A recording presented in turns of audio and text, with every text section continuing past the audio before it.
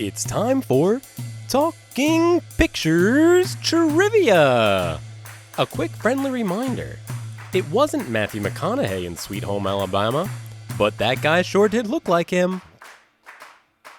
Welcome to Talking Pictures Trivia, the podcast in which a group of geographically challenged friends explore movies through trivia as an excuse to keep their friendships alive. I'm one of these friends, and today's host, Nick, and with me is... Tom. And KJ. Great to have you back, as always. Additionally, joining us as a guest for this episode is... Ragnar. Thanks for joining us, Ragnar. Ragnar and KJ, well, they still were teachers together in Japan. Ragnar is currently selling houses in the New Orleans area. Feel free to give him a call if you're thinking of buying or selling your house. Also, follow Ragnar's Dog Saga on Facebook. Ragnar conveniently continues to like movies. For those joining us for the first time, we start off each episode with a movie quiz, as these pivotal questions will determine who earns today's trivia crown. Then, once the fierce competition is over, we follow it up with our famous movie rant, where anything goes. KJ, tell us about today's movie. Today, we are going back to 2017.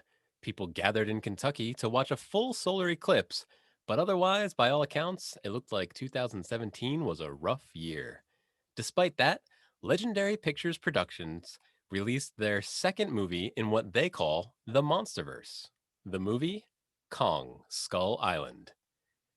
Directed by Jordan Vogt-Roberts, who only had one other feature film under his belt, not the Kongs of summer, but the Kings of summer. Kong was in theaters with Logan, the first R-rated X-Men movie, John Wick 2, Jordan Peele's Get Out, and Disney's live-action Beauty and the Beast. Nick will be quizzing us today. Nick, tell us about Kong. This is a movie that I thought was going to be a first watch for me, but after careful viewing, I realized I had already watched this movie once before. So, KJ, thank you for the recommendation, but it seems like it's something that I had to revisit. And I did enjoy this film. This movie is about an expedition going to a previously undiscovered island called Skull Island. And a few of the different parties have different objectives of why they're visiting this island. John Goodman's character wants to justify that he thinks that there are supernatural creatures amongst us. And the party goes to the island, and what do you know? There is a giant gorilla, perhaps by the name of Kong. An adventure ensues. We figure out who's really the good guys, the good creatures, the bad creatures, and we're along for the ride. Tom, if you only had one word to describe Kong Skull Island, what would it be? Heart. KJ, what would your word be? Natural fit. Ragnar? War. Huh. I think that's two words. Yeah, but what are they good for? Yeah. And my word would be guardian. It's time for question 1. How many soldiers were killed by King Kong? Was that information available in the movie? Yeah. There were, you saw every single one of lot. them. Really? Okay. Wow. Locked in? So the scientists don't count. Exactly. Trick question. Yeah. Okay. Locked in. Locked in. We're going to play Price is Right rules, so the closest without going over. Ragnar, how many soldiers? Without a doubt, 9. 9? Their room was full. All right, 9. Ragnar has 9. Tom? I went with 13. I think that's wrong, but whatever. KJ? I wrote down 26. If there was only 9, they wouldn't even have enough pilots for the choppers. And there was tons of soldiers in the choppers. I counted 13 helicopters. I actually paused the movie to see the helicopters. I could be wrong about that. It could be just that one shot only had 13. But... 13, and what? Maybe 6 survived. So it wasn't, there was... Let's get to the answer. Well, We'll yeah, see. Nick We will shall probably see. tell us. One would hope. The points go to none other than, starting off strong, KJ. The actual amount of soldiers that were killed if you count every single one and what would be in the helicopter, 41. 41 Wow. soldiers were killed either via helicopter crashes, Wow. falling off helicopters, being eaten, crushed, or just generically killed. The trick to this one was Steve Woodward was crushed by King Kong. However, he was a Landsat person, not a soldier. So you might have guessed 42. Oh but yeah, you we were would be wrong. we were real close to guessing. I- I was counting the dog tags. Yeah. Ah, that's a good way Oh, to do it. okay. They may not have all been recovered. Mhm. The reason I brought this one up, one, because it's arbitrary and random, but I also thought they had an indispensable amount of soldiers at their disposal. Like whenever they needed soldiers dead, there would be more soldiers that weren't the handful or two of people we met in the beginning. So there just was just random amounts. I couldn't believe how many soldiers just would show up. I thought it was like a few helicopters. Okay, we got our main characters. No, there was a lot of accompanying military that did not have a good day. But the real reason I brought this one up was let's talk about the opening, the arrival to the island, and the intro to Kong. I bring this up because I will say that I think that this movie started off extremely strong. I enjoyed the opening and I enjoyed the intro to the island. In fact, those were interestingly my favorite parts of this movie. I actually thought the movie kind of flattened out a little after that. Not saying it wasn't an enjoyable watch. I agree 100%. The movie starts off very strong and visually arresting. Like there's just the color palette is done really well. And there's just some scenes that really take your breath away. In particular, when the helicopters see Kong for the first time and there's this sunset, sunrise, the way the sun worked in this movie was a little bit weird because then the sun went back to high noon right after the scene. But there the sun is setting or rising behind Kong and the helicopters are going towards him. Absolutely stunning. And you're absolutely right. I think it's the highlight of the movie. So this Kong movie was a little bit different than other ones in that we get to see Kong in the prologue. So we see him way earlier. That mystery is gone. We know what he looks like. We know what we're up against, unlike previous Kong movies. However, most Kong movies, I like the movie until Kong shows up. I think that suspension and buildup is the fun part of these movies. Once you break it with the special effects of the day, I think the movies kind of fall apart. But I thought Skull Island differentiated itself from the other Kong movies with something that kept me watching, whether it was that Vietnam War movie soundtrack, whether it was just having fun with John C. Reilly, whatever it was. I thought, yes, it was flat, but it was way better than the other Kong movies after Kong showed up.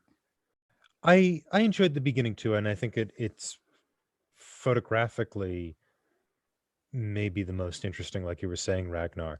I agree with you, KJ. It's a good observation too that we see Kong almost immediately in this movie, and I think part of that is first of all the suspense really is Kong versus Godzilla. Like this whole movie is lurching towards a kind of monster mashup, and so Kong is not rarefied in the same way he is in the '76 film or in the '32 film. Or in their sequels. Yeah, so I thought that was interesting that we see him right away. I I don't know if I found it flat in the beginning or in the rest of it. I think what happened to me when I first watched it was I was a little disoriented. We have sort of three different locations we're dealing with. We're dealing with the tracker. We're dealing with that guy Chapman who kind of looks like Nick Jonas, and then we're dealing with the Samuel L. Jackson group. And it feels somewhat arbitrary. Like the Chapman plotline feels somewhat arbitrary. I'm not entirely sure how he's helping the plot along, or why we have him there. He's kind of an excuse for Samuel L. Jackson to hide his bloodthirst, right? Um, and so while I enjoyed a lot of the middle section, um, I do see what you say when you say it feels flat. I think there's like parts of it that don't seem to really pay off. Anticlimactic. There's actually a Yeah. lot of scenes like that that don't pay off. Like when Shea Wiggins' character sacrifices himself, which just doesn't work. he just gets Made no thrown. sense It made no whatsoever. sense. Yeah, and so No sense. it's very, but there's a few scenes like when Mason, played by Brie Larson, shoots the flare into the monster, and the scene, it sets there. You see her bravely hold the flare up. She shoots it. It hits the monster right on target. It bursts into smoke, and then the scene just continues. There's moments like this that have set up without real payoff. It's very odd. So I see what you're saying, but I do think it is interesting that, like what you're saying, KJ, that it's not about the suspense of meeting Kong. That's sort of inferred. And it's not about the special effects of the day.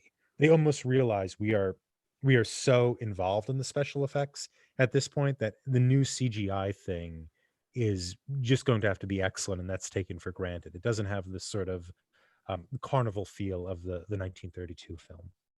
That is true. It is still a showcase of the special effects of today, but they're not on show, or they don't feel as much on show as the other the 76 and the 33. To that point, Yeah. I didn't think like, wow, look at the graphics and the special effects that they made this giant gorilla. I just took it for granted. Like that's where we are now. Whereas back in time, Yeah. a little more work. Kong is still glorious. He's in all three of these film adaptations, and I think in the Peter Jackson one too, which I think is unfairly maligned. I'll defend that movie tepidly, at least. I think it's better than what the critics say. I think they were just out for Jackson's blood for his success earlier on. I think in all of those films, each one gets a really lovable ape. I find Kong actually quite endearing in all four of those movies, regardless of how he's put on. My favorite thing about Kong in this portrayal is how he is presented as the guardian. So he's not just some mindless big ape, okay? He has a purpose, and he's actually there to protect some of the smaller creatures on that specific island. So he has a higher purpose, and his role is to really keep out the true dangers, the true monsters that lurk below. So I really enjoy that. And I also know even the scale of Kong in this one, they're setting up for the soon to be released, Godzilla versus Kong. But I do like how they tried to create a plot or do some world building to somewhat support it. Yes, it's a little weird when they talk about the hollow earth, and that's where all the biggie batted creatures live. But okay, I'll buy into it if Kong's there to protect us. Yeah, it's fine. You know what I mean? I think has anybody seen the other movies in this particular cinematic universe? In the Monsterverse? Yeah, in the Monsterverse. Yeah. Yeah, they're kind of painful. This movie is a welcome change from those other pictures, and the Hollow Earth stuff keeps coming up, and it gets real stupid in the more Godzilla King of the Monsters movie. It's where it's kind of hard to buy it. It's more fun in the 70s than in today, right? Like it's Well, yeah, it's in the other movies too. They just like kill millions of people, and whatever. Anyway, and let's not go into that because I have problems. But that's why we watched this movie. So I wanted to watch something that tied into that. And as I said earlier in the intro, KJ recommended this one, and I thought that'd be a great recommendation, not realizing I had already seen it. So that's why we wanted this, because I think it's the best of this Monsterverse. Is that what it's being referred to? That's what Wikipedia said. Okay. Yeah. It's time for question 2.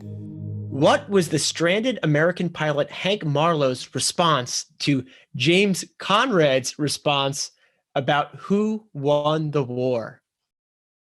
Locked in. Oh, Locked in. Start us up, Ragnar. The response was, which one? Just to be clear, and to give, in case Ragnar, do you want John C. Reilly's response, or do you want let's Dr. Grant's response? Let's revisit the question. What was the stranded American pilot Hank Barlow's response to James Conrad's response about who won the war? I would assume something positive like Yahoo, we won. Okay. Tom? Nice. That makes sense. KJ. Yeah, I'm with Tom. John C. Riley's been stranded on this island. He goes, "So who won the war, by the way?" And then the guy that's similar to Dr. Grant in Jurassic Park says, "Which one?" Which doesn't make sense at that point because the answer is the same, right? Like the only wars John C. Riley could be talking about had the same victor at that point. No, not really. No. You had Vietnam. Vietnam, you had Vietnam Korea. War had just finished, so John C. Riley probably wasn't talking about that one. Well, the joke They still know works. he's from World War II, Yeah, because there's 3 wars. He doesn't know which one he's referring to.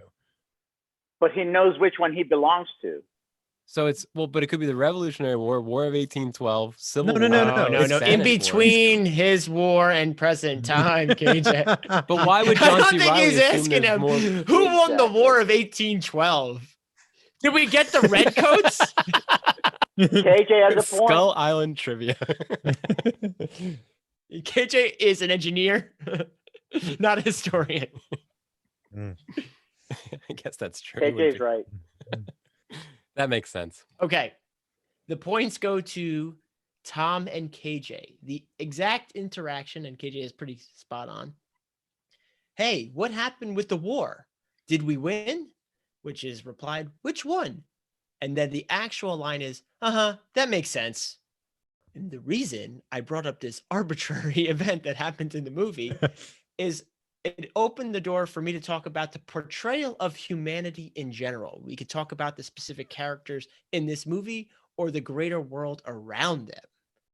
All 3 of these, all of these films, what King Kong is about is kind of humans going into the unknown, supplied with some sort of, kind of modern concept or modern knowledge, modern gear, modern knowledge. What I mean by modern gear is not so much like the physical stuff, but this sort of like post enlightenment understanding of the world, right? The world is mappable, it's knowable, it's empirically definable and rationally describable. And what you get in the 1930s one is going into the unknown to do something for entertainment, right? This kind of big scale cinema thing, which is at this point a new technology, right? Especially the full length movie is less than around 20 years old at the point in which the first King Kong is made. In the late 70s, when the 76 one, it's about oil, about finding oil. These people are going there to get oil, and they're going into the unknown for that. And for this, it's they're going to solve this mystery, but also behind it there is the wars of man, right? There's this kind of highly mechanized society. There's this Cold War going on, which is sparked by these nuclear missiles held by these 2 superpowers. And so you have these really kind of modern setups, these modern people who are going into darkness, right? And it's in part a Heart of Darkness story, which tells the story of Marlowe going in to find Kurtz in Africa and coming across something that his rational brain really can't define or contain or hold. Now, what's different here in I think these films is that you know Kong is actually really kind, right? I mean, he's not kind, but he's relatable, right? He isn't the alien other that we get with the tribes people of Heart of Darkness. He's accessible. He's kind of like a teenage boy in some of these movies. He's kind of like really excited by the woman, and and gets really wide-eyed and things like that. And so I think the betrayal of humanity is sort of Heart of Darkness like. It's the limits of rationale, but it's also kinder than that. And in a kind of metatextual framework, um, the spectacle that the movie is sort of critiquing, or these movies sort of critique, the kind of Kong legend sort of critiques, is ironically enough the thing that's driving people to the box office to see the movies. And so the movies themselves are demonstrations of the kind of scientific advancement in at least the entertainment field. So there's this kind of interesting contradiction in the actual watching of the movie. There's one throwaway line that John C. Riley has when he's talking about the natives. He says, "Oh, these people are on another level or something like they live a lot longer. There's no war. There's no." And I always thought everybody's got to love the idea of a nirvana or a utopia, right? But even what I liked about the movie, the way it displayed that utopia was not a place that I would particularly want to live forever, like, maybe to visit or something. But so I kind of liked that and I'm giving the movie way more credit than it deserves, but it showed you a utopia, but made you not want to go there, which if there was a utopia, that might be a real representation of a utopia. Would you know what utopia translates to in Greek? I don't. No place. It's, Thomas Ooh. More came up with his book Utopia from the 16th century is a description of a place that, doesn't exist, is nowhere. And he's sort of somewhat satirizing in that book the concept of utopia, right? It's a no place. It's a place we can never get to. And so, that's an interesting factor in this as well, which is there is this sort of Rousseauian return to nature thing where it's like, man is born free, but everywhere he is in chains, the sort of society corrupts us type thing. But like you're saying, KJ, everything in that damn island Yeah. kills you, right? Utopia is awful. We could live a lot longer if like spider animal doesn't step on you or something like that. Well, as long as you have a giant gorilla guardian and you stay behind the wall, you're okay. It's when you venture out into the skull crawlers territory. I've been thinking about this trilogy, which is at this point it's 3 movies, and thinking about how humanity is portrayed in pretty much all of them. And it seems that we are always portrayed as intruders. We're always going somewhere we don't belong. We assume that we're going to be the top of the food chain because that's where we are everywhere else. And then we get humbled very quickly and very powerfully by these greater monsters. So like in this film, we have pretty much tapped out our resources in that, everything has been discovered and everything is being fought over between either the Russians or the Americans. And so there's this one last island that is up for grabs. And that's what motivates the politicians to greenlight the project and why most of everybody there is going. So it is about kind of humanity being humbled, it seems, in a way. So, but even that, I think it's a little bit confusing because then these guardians these monsters are then trying to protect us as well. Kong protects the Brie Larson character. Godzilla does not, or tries his best not to step on any humans for the most part. So I think it's kind of a confusing portrayal of humanity in this film. I feel it puts humanity back into the natural order. It puts humanity back into a hierarchy. And the project of the Enlightenment, at least in part, this is what Immanuel Kant writes at the beginning of What is the Enlightenment, is kind of the freedom from tutelage, right? It's almost like the freedom from hierarchy. And this is a movie in which, and all of the movies, all 3 of the films, and I imagine the 4th one as well, situate humanity as something that is, as you said, Ragnar, an intruder in this world, in the sense that they have, not necessarily that they don't belong here, but that they've taken the top spot in a hierarchy and they don't really belong there. And so a lot of these 3 movies are about either man being pushed back down or, in the case of the Kong movie, kind of recognizing that all of his knowledge isn't really going to keep him on top. Right. Maybe when he goes back to the real world in 1973. But, now that this is their world. That's a good point. So I guess instead of intruding, because that would seem like we're outside, we're disturbers. We're disturbing the natural order. Yeah, exactly. Which is the Kong, King of the King of the Hill movie is about. They say that like 80 times in that movie. At the end of round one, Tom is in the lead with 2 points. No KJ way, has 1 Jose. No Oh, way, Jose. I got it KJ's wrong. got a. I think you're winning, right? KJ? Oh. Old habits die hard.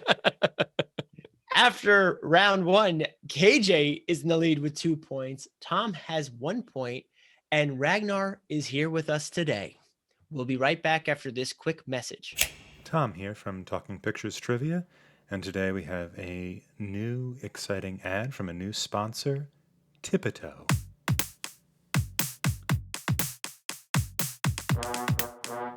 Wanna fly? Tipito knows the air. Wanna get ahead in your career? Tipito is in your corner. Wanna ask her out? Tipito can give you the courage. Wanna learn to surf? Tipito can help you ride the waves. Wanna hang glide like a master but don't have the time? Tipito can bring you the air. Wanna see the Middle Ages? Tipito can bring you there. Wanna change the weather? Tipito can make it rain. Wanna desalinate the ocean? Tipito can quench your thirst. Wanna die and resurrect, just for the thrill? Tipito can bring you back from the grave. Wanna travel through the 9 realms of Satan untouched by the damned? Tipito can be your guide. Or if you just want to learn how to cook, Tipito can give you the spices. Tipito, because you desire to imagine living the life you imagined living. And we're back. Ragnar, we're at that critical moment of our episode where we ask the guest a question. If you could watch this movie with anyone, dead or alive, who would it be? Absolutely. This is my favorite part. Now, maybe pronouncing his name incorrectly, but Marion Cooper, who is the director, one of the 2 directors of the original 30s version of Kong, that's the person I would choose to watch this movie with, because it seems like there's such a time gap between his movie and Kong Skull Island, and I would like him to see how far the technology has come, and then get his opinion on if he feels that has improved storytelling or not. And I'm not one to look back at old films with, rosy glasses or I don't know the idiom, but I don't idolize old films just because they're old. I have seen the 1930s Kong, 1933 Kong, and I think it suffers from the same problems that a lot of modern films suffer from, and that's a thin plot, thin characters, and it's a vehicle for special effects.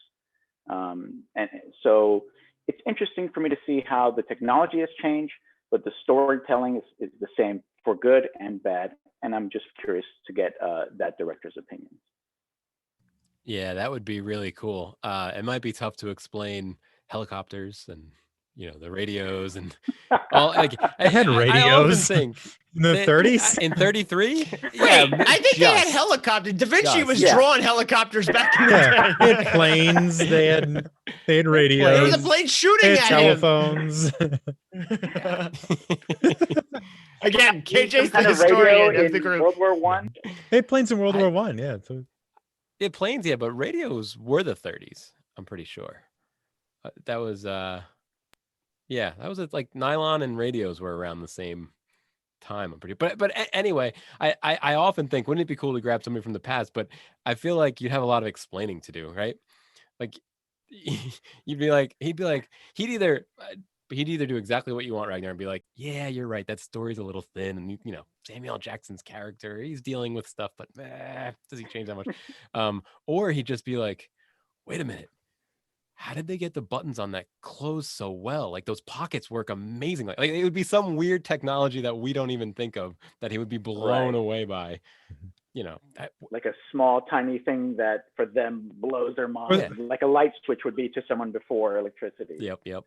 I got to pick on KJ here a little bit. Radio historians generally agree that broadcasting for the public began in 1920 with a broadcast on station, blah, blah, blah, blah, blah. Between 1923 and 1930, about 60% of American families had. Okay. Oh, The Very battery close, that was very close. powering the KJ. portable radio. The well, I guess he didn't see the KJ, transistors. He was. turn in your engineering degree. Oh my I gosh. think we're going to jump in. It's time for question 3. You guys are going to love this one. This is a throwback. What do you think that I think was the corniest death in the film? Big 2 points on the board for this one. I'm gonna lock in. I think I know what it is. Locked in, yeah, Tom. This used to happen back in the day too, where the answer kind of comes up and you can kind of get a reading. And Yeah. I'm right. Yep. Ragnar's at a disadvantage, I think. Mhm. Or is he? It's the balance. Do you get the points, but have to spend your life knowing Nick, or Yeah. If I get it price right, to I should pay. get 3 points. Ragnar's been on this podcast enough, I think, to get some of our sensibilities here, you know? That's why I felt safe. I thought this would be a safe one, you know? Lock in. A Ragnar. So this one's a hard one. I'm at a disadvantage, as your friends have said. So I'm thinking about all the deaths seem to have been people getting stomped on. That's like the major thing. So there were 2 that kind of I thought were different from the rest. One was the grenade suicide, as that I'm calling it, because I can't think of that character's name. He sacrificed himself with a grenade. But the one that's most different is the one that was off camera, which was, I think, Chapman. He turns around and you just see the monster coming at him. Maybe that's the one you think is most lame because that's the one that's the most different from this guy getting stomped, this guy getting crushed. That's my reasoning. I think Ragnar should get 2 answers because of the handicap of knowing Nick. I like that, right? I think that's fair. I think that's fair. Moving on, I think it was KJ. Yeah. The platoon homage death that Ragnar mentioned. That's mine as well. Shea Wiggins, I think is the name of the actor, he goes to sacrifice himself and just gets whipped into a rock. I have no idea what it's doing in the movie, but whatever. I think that was pretty lame. It was lame, especially his character was pretty good. He's a good actor. He was in Boardwalk Empire forever. He was what's his name's brother. He's in a lot of things. Enoch, right? He was in Homeland with Julia Roberts. A lot of things. He's a working actor. The points go to no one. Wow. Can I make a guess? Wow. I'm going to guess it's the spider death. Wow. No? I will let everyone have a follow-up. Okay, that's my guess. follow-up guess. And the points, if you get it, the points will go to you. Yeah. The corniest, right? This is the corniest. Corniest. Okay. Oh, corny. I guess John Goodman's death, since he was kind of a big character and then gets killed off so suddenly, and then the flashing lights was just kind of like, what the heck? I actually kind of like that. Okay. What was it? There was the guy on the boat that didn't want to go because it was raining, and John Goodman's like, "Oh, you're gonna cancel this because of the rain," and then that's on like the real boat, and then when they're on the island, they're on the plane boat, the float, and he gets picked off by something flying after this kind of like happy relax, like, finally we see the light at the end of the tunnel. Yoink. Maybe that's a yeet. I don't know. It's kind of a new word. Well, the points for this question after the second round of answers will go to none other than KJ. Yeah. I knew you had that when you said it. Okay. Yeah. Fire. Yeah. KJ's on so fire.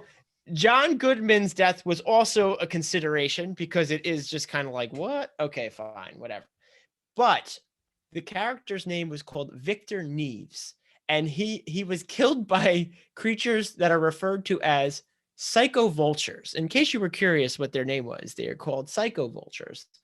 And what I love or laughed at with this scene is they're all celebrating because they're going to get together with the other soldiers and they're all happy. And all of a sudden these psycho-vultures come to pick him up, drag him out, and there's multiple birds pulling him apart, and his arm rips off. And James Conrad just goes, he's gone. Like, we didn't realize he was gone when he was getting ripped limb from limb apart. I'm like, thanks for that context clue. So it took a while just to get the answer here, but the reason I brought this up is we're talking a lot about what the movie did right. I want to know what the movie did wrong. Okay. What were the areas that we thought it fell short on? I've seen this movie 5 or 6 times. I don't know if it's a guilty pleasure, but I'll put it on. You know, I watched it for the show. I watched it recently to show my daughters. I watched it back in the day and then immediately watch it again. But the last 20 minutes, and hopefully it's actually a runaway, so it doesn't matter, but hopefully the question doesn't come from there. The last 20 minutes, I don't think I'm able to stay awake from. That last big, I'm assuming it's a big action scene. I'm bored. I'm tired because of all the visuals and everything. And I literally fall asleep and then have to either go back and watch it or just, it doesn't really matter, right? It's whatever. And I always wake back up for that amazing John C. Reilly scene at the very end. But I think the fights were nothing special. Yeah, I agree 100% with you, KJ. And I think the reason for it is because they're focusing on the wrong things. You get bored, I got bored because we don't care. Why don't we care when a giant monkey is fighting giant monsters with characters that we supposedly like? And I think it's because they did start with interesting characters with Samuel L. Jackson, John C. Reilly, and even Grenade Suicide Man was somewhat interesting. But what did they focus on instead? The two characters, the Dr. Grant that you keep calling him, and the reporter, who are Conrad and Mason. Yeah. Conrad and Mason, that have no purpose, no point, no development whatsoever. They're just beautiful people. And I just didn't care about them. I didn't care at all. And then what's more exciting than the monkeys, than the giant ape fighting dinosaurs? It was just a quiet moment with an interesting character. John C. Reilly's scene at the end is the best part of the movie. Mm-hmm. Why? Yeah. Because it's the character we like. Just to give you a little bit more background on that, they did actually have some character development for those two characters, Conrad and Mason, and guess what? They got cut. So there probably was more stuff that they were going to, and then they're like, okay, we have this whole party together. Let's just keep going. And I think that's why I felt it had a very linear approach, because most of the characters were extremely one-dimensional. I'll just throw out my thing that I think they got wrong is the main, I guess, antagonist, aside from the skull crawlers, Sam Jackson's character, Lieutenant Colonel Preston Packard. Once the movie got moving, I just wasn't buying into his motivation. I know why, but it was very one-dimensional, and it just was. I know it was a plot device. It just wasn't compelling to me. And I think that's why, after such a strong start to the movie, or at least the launch on the island, I was disappointed as it kept going. Not so much that I was going to shut it off, but it has a weird peak. The peak was it was earlier in the film. I don't know. We touched upon this a little bit in our Star Wars episode, where we had the question about the clones being made for the war and what if the war ends. And I think this is kind of an answer to that question, right? Samuel L. Jackson is a soldier. And what do you do when what you are good at and how you define yourself is lost, right? It's like Jaime Lannister losing his hand. Like sorry, spoilers, Game of Thrones or Song of Ice and Fire. But I think through and through, like I'm glad he didn't change, right? If he had a redemption arc, that would have been really strange. Kong caused the soldier to evaluate his life. Like that, I don't know. Yeah, he does have. I mean, at least he does have an arc. I mean, I see where you're coming from, Nick. At least Samuel Jackson had something we can hang our coat on. I completely agree though. The having Conrad and Mason there. I mean, you need leads, and we like them in the sense that they are attractive people who are competent. They are both competent, and they're both on the right side, ethically speaking. But they don't really change at all. They don't.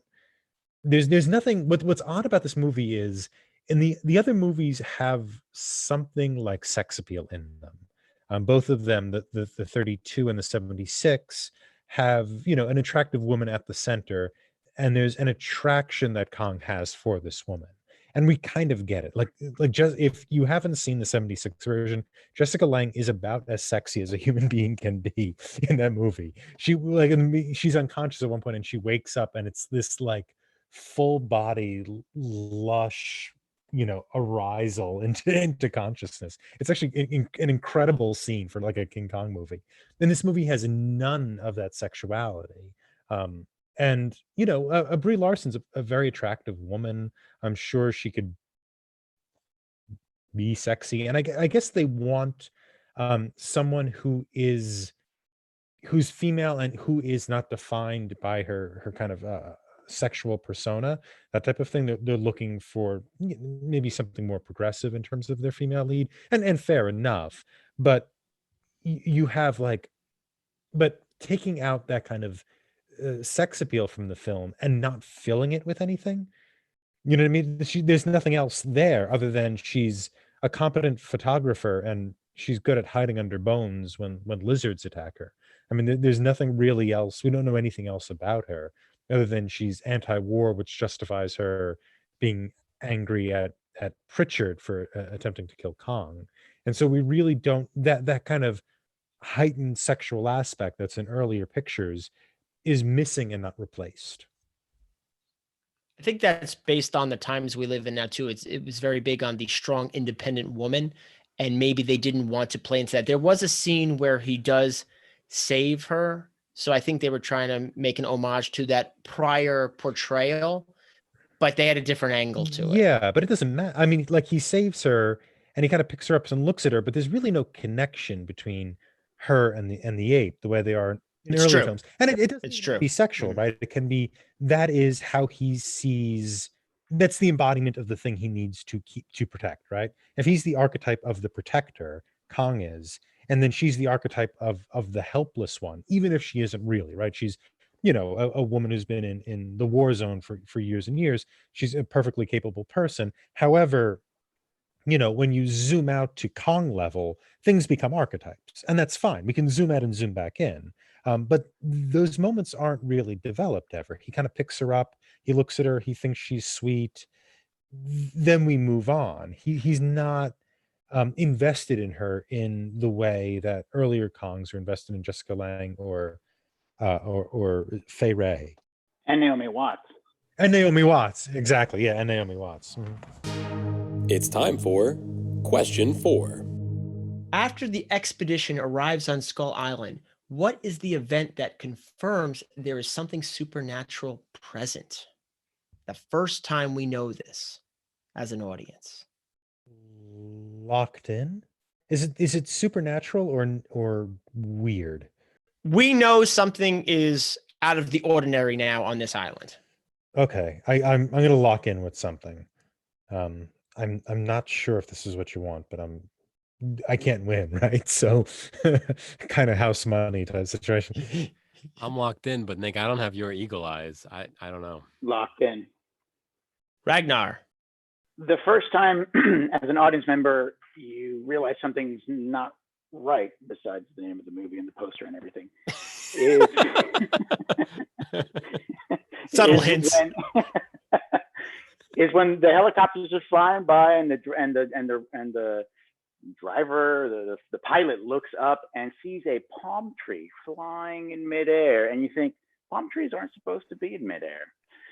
So that's when I realized something's wrong in this island. Okay. Tom? That was what I was going to say. But before then, when they drop bombs, they get confirmation of the hollow earth theory. And so that does happen before the palm tree disaster.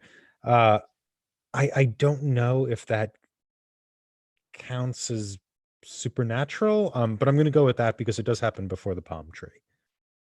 KJ. I think the audience sees these, I'm going to call them antelope for lack of a better word, and they're not uniform. I think a few of them may be mutated for lack of a better word. And that may be the first time as the audience you can tell that this island isn't something familiar. Well, KJ, it's good you already have the most amount of points because the points are actually going to go to Tom and Ragnar. My answer was the palm tree through the helicopter, because I thought that was an amazing introduction to Kong in their present day 70s, not the first time we see Kong. I thought that was a great start to that whole sequence. But I have to give the points to Tom as well, because I did not think of that. That is the first time we know that something is off, because the world does not work that way, where there is hollowness under everything. So Tom will get the points there. Everyone who's not in contention to win gets points in this for this question. But the reason I brought this one up is I wanted to flip the script and go back to what we really thought this movie did well. Last question, what was missing? What did we really think shined about this movie? And the palm tree through the helicopter was the beginning of a good time for me in that opening sequence. Well, I shouldn't say opening sequence, the arrival, the intro to Kong. Dear Billy, I really like the soundtrack. It was a good soundtrack. The soundtrack was great, and the camaraderie was a perfect amount of cheese ball, cornball, right? We did Super Troopers, and they kind of had that same thing, right? The soldiers were having trouble with their names because they weren't all separate characters. They were just kind of the soldiers, and I liked their brotherhood. I liked their how they gelled. Yeah, I like in the beginning when he's like, "How many letters did you send?" I sent like 2 or 3 a week. How many did you get back? I don't know, 2 or 3. Your mom sucks. That made me laugh. Yeah, I think they did that well. They were very funny. They seem to they seem to be a group of soldiers who've been in it together. And also just Kong is glorious. These movies tend to do Kong very well. And I haven't seen the Kong versus whatever movies. I think there's 2 of them. There's one where Kong fights Godzilla and one where Kong fights a giant metal Kong. I have seen neither of them. I think Not the new Godzilla no, versus Kong. there's 2 before in which Kong is fighting. Both of them are Honda movies, right? I think Honda's directed both of them. The ape is great in this. He's, this kind of glorious animal who has all the kind of human features, and that's true in all of them. I think the Peter Jackson one is maybe has a little more characterization than this one, because we spent a lot more time with the ape as a person. The 76 one, he's a little more pathetic. He's a little more wide-eyed. The 32 one he's a little more rage.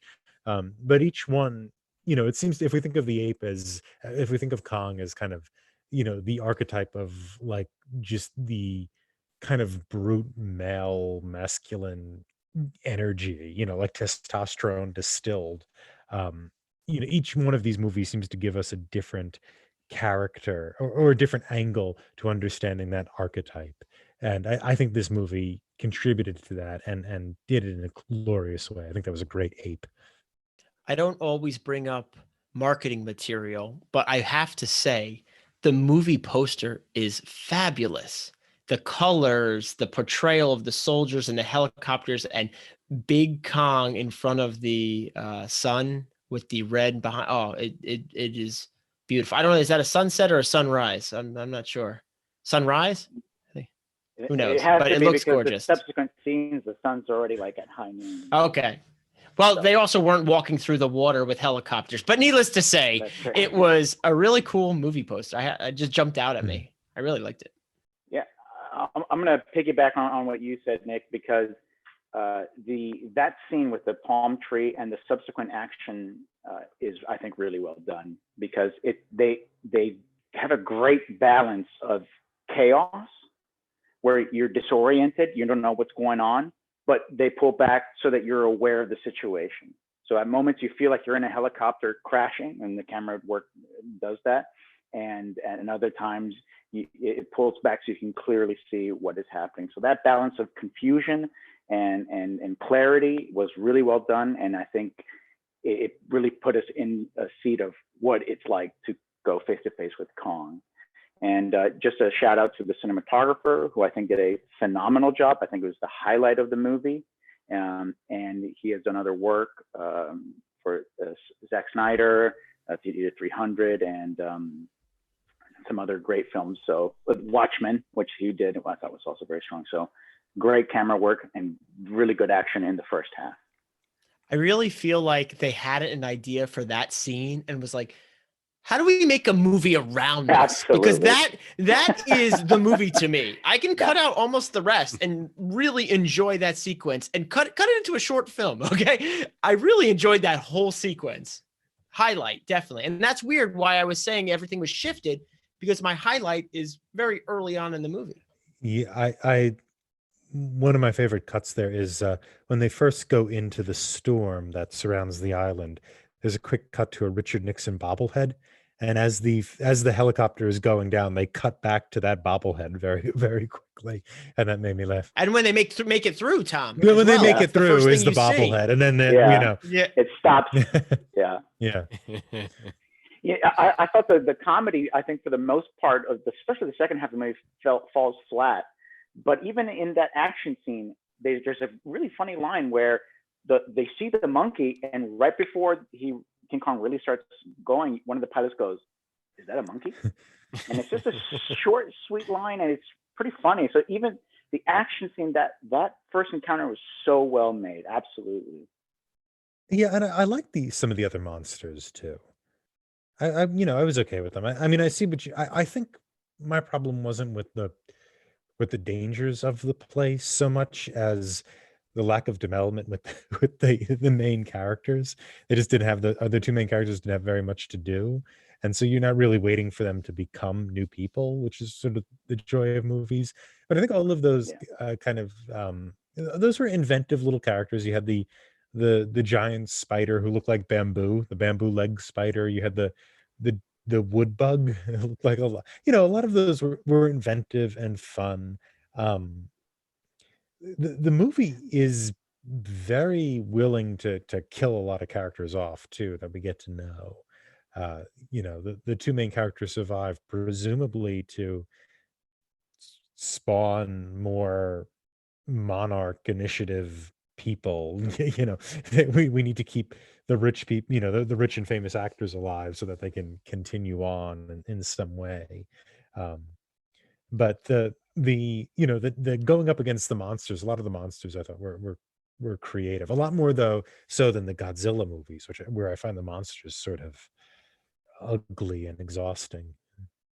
So I agree, but I think it goes back to what Nick was saying, that the monsters were creative, but it was a CG fest, and it's really unfair to the CG artists. But it just feels like, oh, that's easy. I mean, it's not, and it's hard to make it look good, and they looked good, Yeah. but what I mean, we've already said this, but what's charming about the 33 Kong is, wow, they were able to do that in 33, Mhm. whereas the Skull Island felt like, yes, of It- course they can do this they can now. do better things with CGI, of course, but what it appears to us from the outside is that CGI is the same magic trick, right? They're pulling the rabbit out of the hat. It's just a better and better rabbit. While with Right. earlier special effects and practical effects, it's more of a magic trick. And that's why theater is so magical, because if you see a special effect on stage, sometimes how they do it, but you're really into how creatively it's done. Or if you don't know how you do it, it's really interesting that you got to see this in person.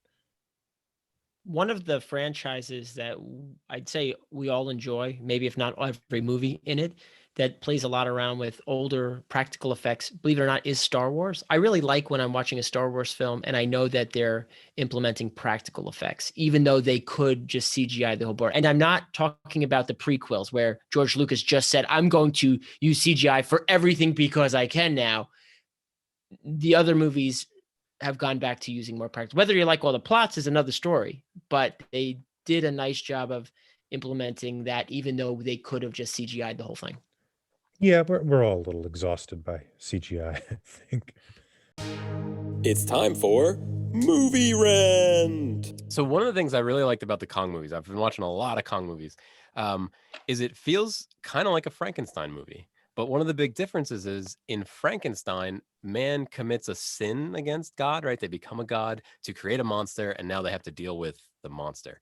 In a Kong movie, man goes back to nature, a pure nature, nature. I don't know. And they find something bigger, stronger than them, a monster, and now in most movies they bring them back to society and they have to deal with it. They didn't do that in Skull Island, but that was fine. Yet. They didn't do So it it's yet. didn't do it yet, right? So there are some similarities between the Frankenstein and the Kong movies, and then I started thinking about Jurassic Park, and I was thinking, oh, this is a King Kong movie, right? People go to the island, there's the big wall they go through, they find the monsters, they have to deal with it, but it's also a Frankenstein movie because the man committed the sin of bringing back the dinosaurs from the dead.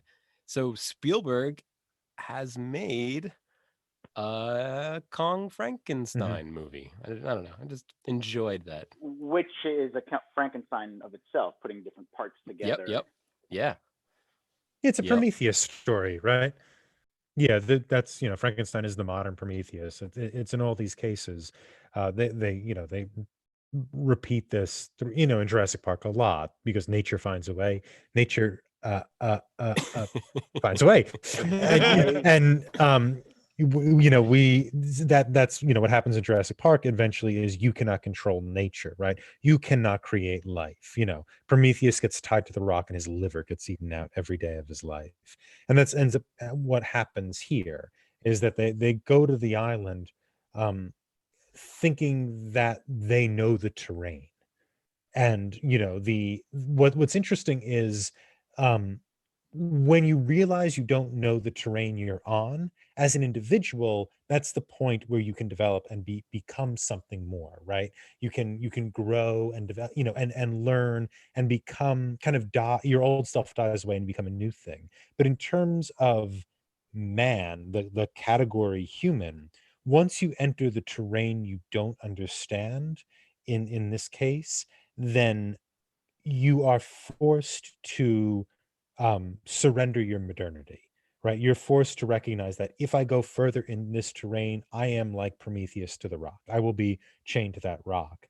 And so the movie ends up becoming, a warning. Like a lot of movies like this, a lot of sci-fi movies are warnings, ironically enough, against technology. And we saw a lot more of these in Cold War. I mean, Planet of the Apes is like this. Planet of the Apes is a Cold War, watch your ass. If you keep doing this, you're going to blow everything up, right? That's what those apes warn us about, and that's what the end of the movie is about. And now that we're out of the Cold War and have been for some time, that message I think resonates a little less because it's technology seems to be, offering us so many peacetime awards as opposed to the dangers of the Cold War. But it seems to be what a lot of these stories, what these Prometheus stories are about. They're kind of a romantic error, and I think Kong is too a romantic error thing. Romantic philosophy and poetry and art is about looking into the sublime of nature and recognizing, that you only have this kind of, emotional response to the thing that overwhelms you, not that you can understand it. And even if you want to put it into verse, the verse itself kind of runs away from you, even as you compose it. I'm shocked that when you're watching this film, you can think of all that, and I'm just thinking like, where's Kong gone? Like, yeah, Here we there's go. there's I was there's also a thinking of strong that. gap. There's a big gap between how How big the of a gap, Ragnar? 6 I think you're centimeters. trying to say there shouldn't be that big of a I, gap. I wish Yeah, there yeah. weren't. I'm down here in the gutter. But I think we. do you really wish that? I think Kong looked great in his present glory, let's be honest. Yeah. I'd like to once again congratulate our winner of the week, KJ. Is this 2 wins back to back? 2 in a row. Season 2 doesn't stand a chance. 2 for season 2? 2 for season 2. I peaked. This is it. Check out our website, talkingpicturestrivia.com, for more information about us and our episodes. You can find us wherever you listen to podcasts, as well as our YouTube channel. We are extremely grateful for any positive reviews, as those help others like you find us. If you like what you hear, remember to like and subscribe to our show. What is your favorite Kong movie and why? Let's continue the conversation on our Twitter at Talking Studios. Thanks again, Ragnar, for joining us today. Where can people find you? People can find me on Facebook at Ragnar Carlson for Keller Williams. People can find me at Thomas Lehman 15 on Twitter. And you can find me on Twitter at KJ10001000. I can also be found on Twitter at The Nicknamed. Join us next time when we discuss Tom's recommendation from 1994, Bill's Folly.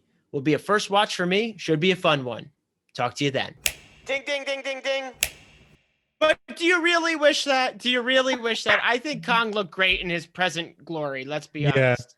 I mean, if we had, so it was like the cinematographer from Watchmen, right? Problem with Watchmen was a giant blue box that kept swinging back and forth. Or solution. That's exactly the reference I was going to make. Yeah. Oh God, I saw that movie in like a really raucous theater at like midnight, and people were just for the whole movie. You just felt everybody kind of awkwardly watching Dr. Manhattan. And eventually somebody like because the movie's like 18 hours long, like 2 hours in, somebody just goes out loud, are they just going to show the whole movie? And just everybody cracked up. I like that they put it in there. Stay true. It's cinematic integrity. Back and forth. It's in the comics. It's put it on the. It's a little different in a graphic novel when you could just have a stationary, I think it put graphic and graphic novel. Yeah, boom. When it works like a metronome in real life, it's a little distracting. How does Dr. Manhattan keep time? Hey-o.